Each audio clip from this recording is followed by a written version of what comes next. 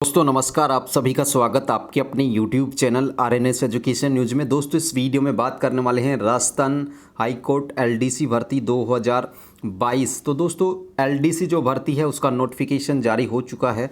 2756 पद हैं और इन 2756 पदों के लिए ये डिटेल जो विज्ञप्ति है वो जारी कर दी गई है। ये वीडियो बहुत खास होने वाला है, खास करके उन अभ्यर्थियों के लिए जिन्होंने पिछली LDC भर्ती जो रद्द की गई थी राजस्थान हाई कोर्ट की, उनको क्या करना है, आयु कितनी चाहिए, ग्रेजुएशन इसमें न्यूनतम जो योग्यता है वो रखी गई है, ग्रेजुएशन हो तो आप अप्लाई कर सकते हैं। इसके अलावा जिन लोगों के पास RSCIT है या नहीं है तो उनको क्या फॉर्म भरा जा सकता है बिना विदाउट RSCIT, तो ये सारे के सारे डिटेल्स इसमें चर्चा करेंगे। तो जो कंप्लीट वीडियो है आप लोग ज़रूर देखें, आपको अच्छा लगे अपने दोस्तों के साथ इसे शेयर भी करें। और दोस्तों ये देखिए आप लोगों के सामने राजस्थान उच्च न्यायालय भर्ती 2022 का विस्तृत विज्ञापन, और इसमें जूनियर असिस्टेंट यानी कि कनिष्ठ सहायक और लिपिक ग्रेड द्वितीय की ये भर्ती है। ठीक है, 2022 2756 पद। सबसे पहले पदों की संख्या आपको याद होनी चाहिए। इसमें दोस्तों आप लोग अगर सेलेक्ट हो जाते हैं 14,600 रुपये आप लोगों को प्रति माह दिए जाएंगे 2 साल तक। उसके बाद 20,800 से 65,900 आप लोगों का पे स्केल रहने वाला है। ठीक है दोस्तों, अब यहाँ पर जो रिक्तियों की जो संख्या है वो आगे बताएंगे आप लोगों को किस तरीके से है। और इसमें देखिए संलग्न बताए हैं राजस्थान उच्च न्यायालय हेतु कनिष्ठ सहायक, इसके अलावा राजस्थान न्यायिक अकादमी। ये आप लोगों को जब फॉर्म भरेंगे तो आप लोगों को प्रायोरिटी देनी होगी कि आप किस में नौकरी करने के इच्छुक हैं, राजस्थान उच्च न्यायालय में यानी कि जो मेन जो ब्रांच है इनकी जोधपुर जयपुर में, या फिर राजस्थान न्यायिक अकादमी में, या फिर राजस्थान राज्य विधिक सेवा प्राधिकरण में, या फिर जिला न्यायालयों में। ठीक है, इसमें से 5 ये हो गए। इनमें आप लोगों को यहाँ पर देखना है किस में आप लोग सबसे पहले प्रायोरिटी देते हैं। ठीक है दोस्तों, तो यहाँ पर देखें, और ये कुछ इसमें उन्होंने बताया है TSP नॉन TSP जो एरिया हैं उनके बारे में, ये पढ़ने की चीज़ें हैं। अब हम बात करते हैं दोस्तों, इसमें उत्कृष्ट खिलाड़ियों को भी यहाँ पर रिजर्वेशन दिया गया है। तो उत्कृष्ट खिलाड़ी भी खेल कोटे से जो हैं वो आवेदन कर सकते हैं। ये फेडरेशंस और ये है जो स्पोर्ट्स जो बॉडीज़ हैं उनको माना गया है। ठीक है, अब बात कर लेते हैं दोस्तों, यहाँ पर देखिए आप लोगों की, ये देखिए पात्रता का जो अंतिम वर्ष में इस बार जो ग्रेजुएशन में हैं वो भी अप्लाई कर सकते हैं, फाइनल ईयर के भी। ठीक है, ये यहाँ पर हो गया। अब उसके बाद देखिए, ये देखिए यहाँ पर इन्होंने बताया है, ये देखिए जो OBC का जो जाति प्रमाण पत्र है इसके बारे में इन्होंने बताया कि 1 वर्ष के लिए ही मान्य होगा, लेकिन एक बार क्रीमी लेयर में नहीं होने का प्रमाण पत्र जारी होने के उपरांत अगर अभ्यर्थी आगामी वर्ष में क्रीमी लेयर में नहीं है तो इस स्थिति में अभ्यर्थी द्वारा विहित प्रारूप में सत्यापित शपथ पत्र पेश करने पर उसे जारी प्रमाण पत्र को ही मान लिया जाएगा। तो 3 वर्ष तक यानी एफिडेविट आप लोग दे सकते हैं। अगर OBC का आपके पास है, नॉन क्रीमी लेयर हैं, तो एफिडेविट दे के 3 साल तक आप जाति प्रमाण पत्र को चला सकते हैं। ठीक है दोस्तों, इसी तरीके से EWS के मामले में किया जा सकता है। 3 वर्ष तक का सर्टिफिकेट बनवाने की आवश्यकता नहीं, लेकिन शपथ पत्र दे करके आप लोग इस तरीके से मान सकते हैं। ठीक है दोस्तों, और यहाँ पर देखिए आगे ये कुछ पॉइंट्स हैं जिनको आप लोग पढ़ सकते हैं। ग्रेजुएशन जो है इसमें क्वालिफ़िकेशन चाहिए, must have basic knowledge of computer, यानी कंप्यूटर का बेसिक जो नॉलेज है आपको होना चाहिए। तो स्नातक जो पास आउट हैं वो फॉर्म अप्लाई कर सकते हैं। इसमें दोस्तों RSCIT कहीं पर भी मेंशन नहीं है, तो जिनके पास RSCIT नहीं है वो भी इसमें अप्लाई कर सकते हैं, लेकिन आपको टाइपिंग टेस्ट से गुजरना होगा। ठीक है, ये यहाँ पर है। ऑल इंडिया वैकेंसी है, कहीं से भी अप्लाई किया जा सकते हैं, देश के किसी भी कोने राज्य में आप रहते हैं तो अप्लाई यहाँ पर किया जा सकता है। एज आप लोगों की होने वाली है 18 से लेकर 40 वर्ष तक 1/1/2023 को। ठीक है, ये जो 1/1/2023 है इसके बीच आपकी एज 18 से 40 साल होनी चाहिए। और जो 40 के बाद के हैं उनमें देखिए 5 साल का जो रिलैक्सेशन है, यानी कि 18 से 40 तो है ही, तो 5 साल का रिलैक्सेशन दिया गया है SC ST को।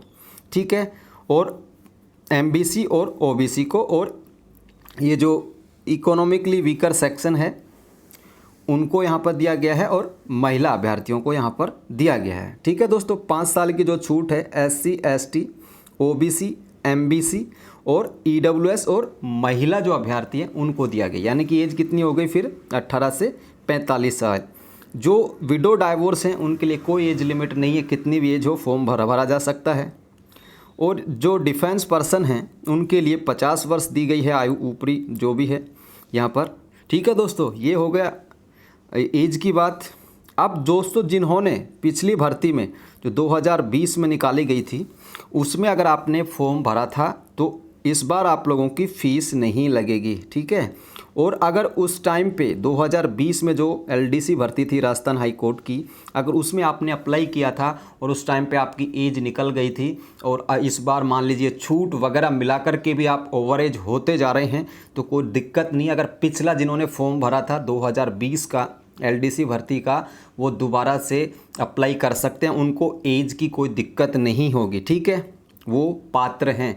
इसके अलावा दोस्तों जिन्होंने पिछले जो 2020 में जो एलडीसी भर्ती का फॉर्म भरा था उन सभी के लिए एक अपडेट ये है कि आप लोगों की जो फ़ीस है वो नहीं लग रही है, लेकिन आप लोगों को वापस से फॉर्म भरना होगा। फॉर्म आप लोगों को पुनः यहाँ पर भरना होगा, दोबारा से भरना होगा। ठीक है दोस्तों, तो ये बात है, जो पिछले हैं उनको फॉर्म यहाँ पर डालना ही होगा, लेकिन आप लोगों की जो फ़ीस है वो यहाँ पर नहीं लग रही है। ठीक है दोस्तों, और यहाँ पर देखिए आयु सीमा में छूट जोक है तो यहाँ पर देख सकते हैं आप लोग। इसके बाद दोस्तों परीक्षा शुल्क की हम बात करें, वो देखिए 500 रुपये है जनरल के लिए, ओबीसी के लिए और एमबीसी के लिए और अन्य राज्य के जो आवेदक हैं। यानी कि जो क्रीमी लेयर ओबीसी एमबीसी है और जनरल कैटेगरी है और अदर स्टेट से कोई अप्लाई करता है तो 500 रुपये है। राजस्थान के अगर आप ओबीसी एमबीसी और ईडब्ल्यूएस कैंडिडेट हैं नॉन क्रीमी लेयर में तो 400 रुपये है। राजस्थान के एससी एसटी और जो पीएच कैंडिडेट हैं उनके लिए 350 रुपये है।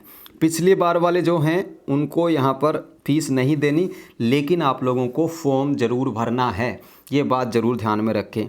ठीक है दोस्तों, अब यहाँ पर इन्होंने कुछ पॉइंट्स दिए हैं वो आप लोग पढ़ लीजिएगा। अब बात आती है यहाँ पर दोस्तों सिलेबस की।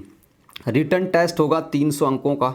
ठीक है, सीधी और स्पष्ट बात। अब रिटन टेस्ट में दोस्तों 3 पार्ट होंगे। ठीक है, जो 3 पार्ट होंगे वो क्या क्या होंगे, हिंदी आएगी, अंग्रेजी आएगी और जनरल नॉलेज आएगा। ये 100 अंकों के आएंगे। ठीक है, और ये 50 क्वेश्चंस होंगे। कितने कितने होंगे, 150 सवाल होंगे, यानी कि एक सवाल 2 अंकों का होगा और 300 नंबर के होंगे। अब दोस्तों इन्होंने क्या किया कि 300 अंकों में से भी कुछ यहाँ पर न्यूनतम अंक रखे हैं, यानी कि न्यूनतम आपको पासिंग मार्क्स इतने लाने ही हैं। एससी एसटी और पीएच कैंडिडेट हैं तो आप लोगों को 300 में से 120 अंक लाने ही होंगे। अगर 120 से कम आते हैं तो भले ही सीटें खाली रह जाएं, लेकिन ये आपको पास नहीं करेंगे, नियुक्तियां नहीं देंगे। और जो अदर कैंडिडेट हैं यानी एससी एसटी और पीएच के अलावा ईडब्ल्यूएस हो गया, ओबीसी हो गया, एमबीसी हो गया, तो इन सब के लिए 135 अंक, 300 में से 135 नंबर आप लाएंगे तो ही आपका कुछ काम होगा, अन्यथा नहीं होगा। 2 घंटे की अवधि आप लोगों को मिलेगी। 50 क्वेश्चंस एक पार्ट में होंगे, 150 क्वेश्चंस आएंगे। ओएमआर के थ्रू ये एग्ज़ाम होगा। ठीक है, यानी कि ऑफलाइन होगा और नेगेटिव मार्किंग नहीं है। ठीक है, नेगेटिव मार्किंग यहाँ पे नहीं है, no negative marking in this exam. ठीक है, नो नेगेटिव मार्किंग, तो ये नेगेटिव मार्किंग भी नहीं है। अब जो हिंदी है दोस्तों उसमें क्या क्या, संधि के भेद और संधि विच्छेद, समास के भेद, विग्रह और सामासिक पदों की रचना, ये सिलेबस है हिंदी का। हिंदी में उपसर्ग पूछे जाएंगे, प्रत्यय पूछा जाएगा, पर्यायवाची शब्द पूछे जाएंगे, विलोम शब्द आएंगे, अनेकार्थक शब्द, शब्द युगम, सम श्रुत शब्द, शब्द शुद्धि, वाक्य शुद्धि, वाच्य पूछे जाएंगे आपसे, वाक्यांश के लिए एक शब्द और मुहावरे और लोकोक्ति, यानी कि 13 पॉइंट हैं। अगर आप 9, 10, 11, 12 की जो ग्रामर्स पढ़ लेते हैं हिंदी की तो आराम से सिलेक्शन हो जाएगा। हिंदी में तो आराम से कोई टेंशन नहीं होगी। इसी तरीके से इंग्लिश का है, इम्प्रूवमेंट ऑफ सेंटेंस, ये यहाँ पर टॉपिक है। टेंस आएंगे आप लोगों के, और एक्टिव वॉइस, पैसिव वॉइस भी पूछे जाएंगे, ये 3 नंबर के। डायरेक्ट इनडायरेक्ट यानी कि नरेशन जिनको बोलते हैं वो भी पूछे जाएंगे। इसके अलावा ट्रांसफॉर्मेशन ऑफ सेंटेंस, यानी कि जो वाक्य का जो निर्माण है वो भी पूछा जाएगा। Assertive to negative, interrogative, exclamatory इन शब्दों में, ठीक है। यानी कि ट्रांसफॉर्मेशन सेंटेंस का करना है आप लोगों को, साधारण से नेगेटिव, इंट्रोगेटिव, एक्सक्लेमेटरी इन सब में, ठीक है। इसके अलावा दोस्तों आर्टिकल, डिटर्मिनर्स और प्रपोजिशंस, ये टॉपिक है। आर्टिकल भी पूछे जाएंगे, डिटरमाइनर्स भी और प्रपोजिशंस भी आप लोगों का पूछा जाएगा। 7 नंबर का जो इंग्लिश में जो पॉइंट है वो ये है, correction of sentence including subject, verb, agreement, degrees of adjective, connective and word wrongly use. यानी कि जो सेंटेंस है, वाक्य है, उसका क्रिया, डिग्री, एडजेक्टिव, कनेक्टिव इस तरीके से लगाते हुए उसको शुद्ध लिखाया जाएगा। ये यहाँ पर है करेक्शन, यानी कि क्या उसमें करेक्शन हो सकता है। ये सिनोनिम्स, एंटोनिम्स भी पूछे जाएंगे। वन वर्ड सब्स्टिट्यूशंस पूछा जाएगा, एक शब्द, ठीक है, वाक्यांश के लिए। इसके अलावा दोस्तों प्रेफिक्स एंड सुफिक्स, यानी कि हिंदी में कहें तो प्रत्यय और उपसर्ग इसको कहते हैं। कन्फ्यूजेबल वर्ड्स, कन्फ्यूजेबल वर्ड्स का मतलब है कि एक सेम प्रकार के शब्द दे दिए जाएंगे, किसी में वर्डिंग का चेंज होगा तो उसमें पूछा जाएगा उनका अर्थ, ठीक है। आइडियम एंड फ्रेज जो हैं ये भी पूछे जाएंगे। तो 12 टॉपिक यहाँ पर इंग्लिश में, 13 टॉपिक यहाँ पर हिंदी में। और जो जीके है दोस्तों वो आप लोगों की आएगी करंट अफेयर्स आएगा, ज्योग्राफी एंड नेचुरल रिसोर्सेज आएंगे, हिस्ट्री एंड कल्चर आएगी राजस्थान की। ये 3 टॉपिक जनरल नॉलेज से हैं, जिसमें 50 सवाल आप लोगों के आने वाले हैं। अब दोस्तों जो ये तो हो गई रिटर्न की बात। अब दूसरा जो टेस्ट होगा इसमें वो आप लोगों का होगा टाइपिंग टेस्ट, ठीक है। टाइपिंग टेस्ट में 2 हैं, स्पीड का और इफ़िशियंसी का। तो हिंदी में जो टाइपिंग स्पीड है 5 मिनट में आप लोगों को जो है ये मैक्सिमम मार्क्स 25 अंकों का है। ड्यूरेशन 5 मिनट में आप लोगों को टाइपिंग कराई जाएगी।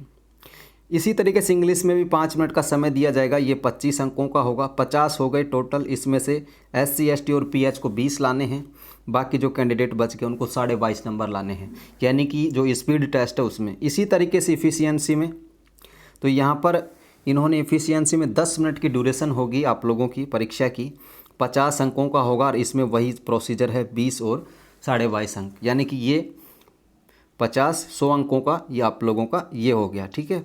50 का स्पीड टेस्ट और 50 का इफ़िशियंसी, ठीक है। इस तरीके से उन्होंने बताया कि गति और दक्षता परीक्षा के आयोजन की विधि, ठीक है, वो इन्होंने विधि बताई है। मिनिमम स्पीड शुड बी 8000 की depressions per hour and on computer, ठीक है, इसके बारे में इन्होंने बताया है। अब दोस्तों इन्होंने बताया है कि merit list of successful candidate for selection shall be prepared on the basis of total aggregate marks in written test and typing test, computer speed. अब जो आप लोगों की जो मेरिट है दोनों को जोड़ के बनाई जाएगी, यानी कि रिटन टेस्ट की और टाइपिंग टेस्ट की। और वो कैंडिडेट जो secure minimum 45% marks and 40 marks in case of scheduled caste, scheduled tribes, persons with disabilities, marks written test shall be eligible appearing in the typing test, ठीक है। यानी कि वो कैंडिडेट जो 45% मार्क्स और 40% मार्क्स, यानी कि SC ST के ऐसे आवेदक जिनके 45% मार्क्स आएंगे, और जो PH कैंडिडेट हैं अगर उनके 40% मार्क्स पेपर में आ रहे हैं तो उनको रिटर्न टेस्ट के लिए बुलाया जाएगा, ठीक है दोस्तों। यहाँ पर देखिए कैटेगरी वाइज, ठीक है, और 5 गुना जो कैंडिडेट है वो यहाँ पे बुलाए जाएंगे। No candidate who fails to secure 50% marks in aggregate with the at least 40% marks in case of schedule caste, schedule tribes and persons with benchmark disabilities, ठीक है। तो ये यहाँ पर इन्होंने सारी की सारी चीज़ें बताई हैं। और दोस्तों यहाँ पर देखिए टाइपिंग टेस्ट के बारे में इन्होंने सारी चीज़ें बता दी हैं किस तरीके से होने वाला है। और उसके बाद ऑनलाइन आवेदन आप लोग इसमें भर सकते हैं 22 तारीख से लेके दोपहर 1 बजे से 22 सितंबर शाम 5 बजे तक। और ये फ़ीस का शुल्क है और इस तरीके से तमाम जो चीज़ें हैं। परीक्षा का माह और दिनांक यहाँ पर इन्होंने बताया है कि जल्द ही इसके बारे में बता दिया जाएगा, ठीक है दोस्तों। तो तहसील स्तरों पर भी यहाँ पर आयोजित की जा सकती है और ज़िला स्तर पर तो होगी। तो ये है प्रवेश पत्र के बारे में बताया गया है, अन्य महत्वपूर्ण चीज़ें जो हैं। और अब ये यहाँ पर आप लोगों का दोस्तों ये जो है वैकेंसीज बताई है। राजस्थान उच्च न्यायालय में किस तरीके से कितनी सीटें खाली हैं वो बताया है। राजस्थान न्यायिक अकादमी में जो सीटें खाली हैं उनका बताया है। इस तरीके से राजस्थान राज्य विधिक सेवा प्राधिकरण उसमें भी देख सकते हो। और ये जिलों वाइज जो जिला न्यायालय हैं उनमें, ठीक है। तो अजमेर से 101, अलवर से 175, बालोतरा, ये सारे के सारे जो जिला न्यायालय हैं उनमें जो 33, और उसके बाद ये टीएसपी एरिया का है, ठीक है दोस्तों। और ये आप लोगों का जिला विधिक सेवा प्राधिकरण, स्थायी लोक अदालत, इनमें भी वैकेंसीज हैं, 33 ये हैं। इसी तरीके से टीएसपी का भी देख सकते हैं। इस नोटिफिकेशन में जो ये वर्डिंग दी गई है उनका अर्थ ये है, आप लोग पढ़ सकते हैं। जहाँ पे कहीं पे डब्लू लिखा है उसको विडो पढ़ा जाए, एफ से फीमेल से मतलब है, ये सारी चीज़ें हैं। तो फॉर्म भर दीजिए, आसान है। हिंदी अंग्रेजी अगर आप अच्छे से कर लेते हैं, जीके कर लेते हैं तो बहुत अच्छे चांस हैं। 2756 भर्तियाँ मिल रही हैं और बिल्कुल बढ़िया आप लोग तैयारी करें। स्नातक पास जो भी पास आउट 18 से 40 साल जिनकी एज है, और अगर हम छूट को जोड़ दें 45 साल एज है, तो अप्लाई इसमें कर सकते हैं।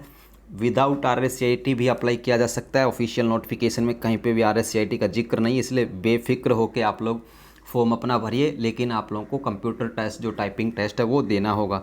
धन्यवाद दोस्तों, फिलहाल के लिए इस वीडियो में इतना ही। ये नोटिफिकेशन आप हमारे टेलीग्राम चैनल पर देख सकते हैं, लिंक डिस्क्रिप्शन में है। जय हिंद दोस्तों, जय भारत।